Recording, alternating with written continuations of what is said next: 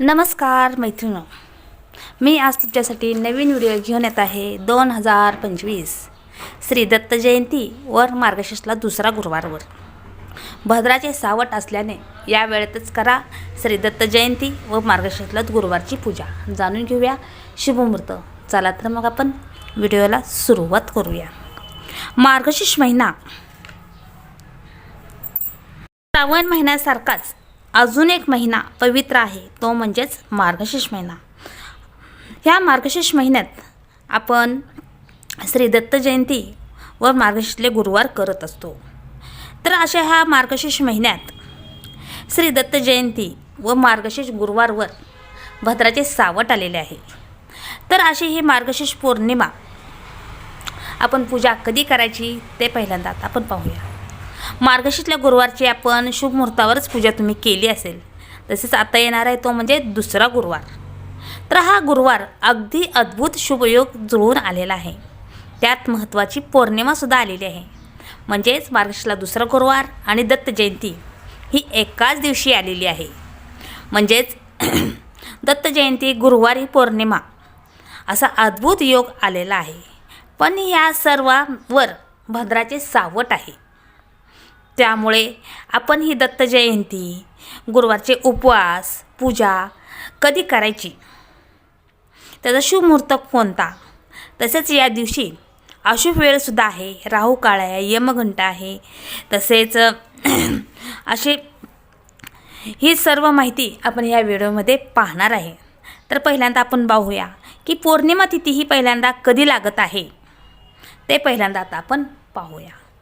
तर मार्गशीर्ष पौर्णिमा ही सुरू होते तारीख 4 गुरुवारी 2025 रोजी सकाळी 8:37 ही पौर्णिमा तिथी चालू होते आणि शुक्रवारी पहाटे 4:43 ही संपणार आहे. त्यामुळे 4 तारखेला का 5 तारखेला ही उगवती पौर्णिमा पण नाही आहे.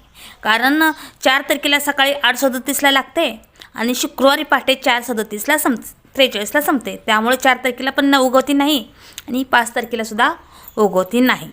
आता ही तर आपण पहिल्यांदा आपण म्हणजे दत्त जयंती करणार, दत्त जयंती आपण साजरी करणार आहे. तर ही दत्त जयंती दत्तगुरूंचा जन्मकाळ हा गोरक्ष मुहूर्तावर झालेला आहे. तर सायंकाळी गोरक्ष मुहूर्तावर झालेला आहे. त्यामुळे आपण गोरक्ष मुहूर्त पाहणार आहे. त्यामुळे 4 तारखेला गुरुवारी आपण ही दत्त जयंती आपण साजरी करायची आहे. कारण त्यावेळेस पौर्णिमा आहे. पौर्णिमा तिथे असल्यामुळे आपण 4 तारखेलाच आपण दत्त जयंती आपण साजरी करायची आहे.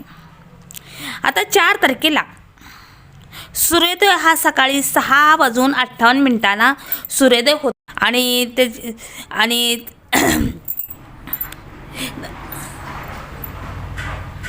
आहे. त्यामुळे पहिल्यांदा आता आपण त्या दिवशीचा अशुभ वेळ पहिल्यांदा आता आपण पाहणार आहोत. 4 तारखेला अशुभ वेळ कधी लागतो ते पहिल्यांदा बघूया. सूर्योदय हा 6:58 चालू होतो आहे आणि अशुभ वेळ तर पहिल्यांदा यमघंटा हा चालू होतो आहे. तर तो सकाळी 7:39 ते सकाळी 8:21 हा यमघंटा आहे. यमघंटासुद्धा अशुभ वेळ असते. त्यामुळे या वेळेसुद्धा आपण पूजा ही आपण करायची नसते.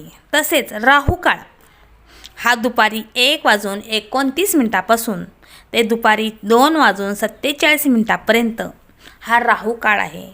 तर यमघंट आणि राहू काळ हे अशुभ वेळ असते. तर जे लोक हे राहू काळ यमघंट पाळतात त्यांनी या मुहूर्तावर आपण पूजा करायची नाही. महालक्ष्मीची पूजा आपण ह्या अशुभ वेळेत मुळीच करायची नाही. जे लोक राहू काळ यमघंट पाळतात त्यांनी या वेळेत पूजा मात्र करू नका.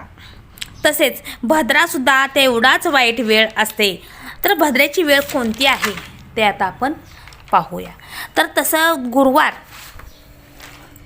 गुरुवारी 4 डिसेंबर रोजी सकाळी 8:21 ही भद्रा वेळ वाईट सुरू होत आहे आणि त्याची समाप्ती ही 4 तारखेलाच सायंकाळी 7:02 हा भद्रा काळ चालू होत आहे. त्यामुळे आपण संध्याकाळी गोरज मुहूर्तावर आपण दत्त जयंती पण ही साजरी करायची आहे. म्हणजेच आपण भद्राकाळ हा 7:02 संपतो. त्यानंतर आपण 7:03 च्यानंतर आपण दत्त जयंती आपण साजरी करायची आहे. तसेच आपण मार्गशीर्षातल्या दुसऱ्या गुरुवारची पूजासुद्धा आपण प्रदोष काळामध्ये म्हणजेच सायंकाळी 7:02 ते सायंकाळी 8:06 या वेळेत आपण महालक्ष्मीची पूजा आपण करायची आहे. तुम्हाला जर दुसरा पर्याय एक सांगते की ते म्हणजे अभिजित मुहूर्त. अभिजित मुहूर्त हा अतिशय शुभ मुहूर्त असतो. तर अभिजित मुहूर्तावर भद्रा, राहुकाळ, यमघंट यांचा कोणताही परिणाम होत नाही. तरी तुम्ही अभिजित मुहूर्तावर सुद्धा तुम्ही पूजा केली तरी चालते. तर अभिजित मुहूर्त हा सकाळी 11:50 ते 12:31 आहे. ही वेळ अतिशय शुभ वेळ आहे. या वेळेत तुम्ही महालक्ष्मीची पूजा ही करू शकता. तसेच सकाळी सूर्योदयानंतर सकाळी 8:21 सुद्धा वेळ ही सुद्धा वेळ चांगली आहे. म्हणजे अभिजित मुहूर्त वेळ तुम्हाला चांगली आहे 11:50 ते 12:31. तसेच सकाळी सूर्योदयापासून ते 8:21 ही सुद्धा शुभ वेळ आहे. या वेळेत कुठलेही अशुभ ग्रह चालू होत नाही. त्यामुळे या वेळेसुद्धा तुम्ही पूजा करू शकता. महालक्ष्मीची पूजा सुद्धा तुम्ही ह्या शुभ मुहूर्तावर ह्या शुभ वेळेत तुम्ही करू शकता. त्यानंतर यमघंट सकाळी 7:39 ते 8:21 आहे. पण यमघंट हा जास्त करून कोण पाळत नाही. तर त्यासुद्धा तुम्ही ह्या शुभ मुहूर्तावरसुद्धा आपण दत्त जयंती मार्गशीर्षाची पूजा ही करू शकतो. तसेच मी तुम्हाला सांगितले की अभिजित मुहूर्त अतिशय शुभ मुहूर्त आहे. त्यामुळे 11:50 ते दुपारी 12:31 तसेच सकाळी सूर्योदयापासून ते 8:21 ह्या शुभ मुहूर्तावर तुम्ही महालक्ष्मीची पूजा करू शकता, मांडू शकता, कहाणीसुद्धा वाचन करू शकता. मात्र दत्त जयंती ही आपण सायंकाळी 7:02 म्हणजे भद्राकाळ संपल्यानंतर आपण दत्त जयंती आपण साजरी करायची आहे. दत्त जयंती ही आपण घरातल्या घरात आपल्या पूजा जरी केली तरी चालते. नाही तर तुम्ही मंदिरात जाऊन दत्तगुरूंच्या इथे तुम्ही फुले टाकली तरी चालतील. जिथे तुम्हाला योग्य असेल तिथे तुम्ही ही पूजा करू शकता. तर असे सांगितलेल्या शुभ मुहूर्तावरच तुम्ही दत्त जयंती आणि मार्गशीर्ष गुरुवारची पूजा करा. आणि भद्राचे सावटच्या वेळेस मुळीच आपण पूजा करायची नाही. कारण ही अशुभ वेळ आहे. अशुभ वेळेत केलेली पूजा याला कोणतेही फळ आपल्याला मिळत नाही. त्यामुळे ह्या शुभ मुहूर्तावरच आपण दत्त जयंती मार्गशीर्ष गुरुवारची पूजा करा आणि दत्तगुरूंना आणि महालक्ष्मी मातेला प्रसन्न करून घ्या आणि त्यांचे भरभरून आशीर्वाद प्राप्त करून घ्या. तर अशी माझी छोटीशी माहिती कशी वाटली ते कमेंट बॉक्समध्ये मला नक्की सांगा. असेच नवीन व्हिडिओ पाहण्यासाठी तुम्ही माझ्या चॅनलला सबस्क्राईब करा आणि व्हिडिओ लाईक करा. धन्यवाद.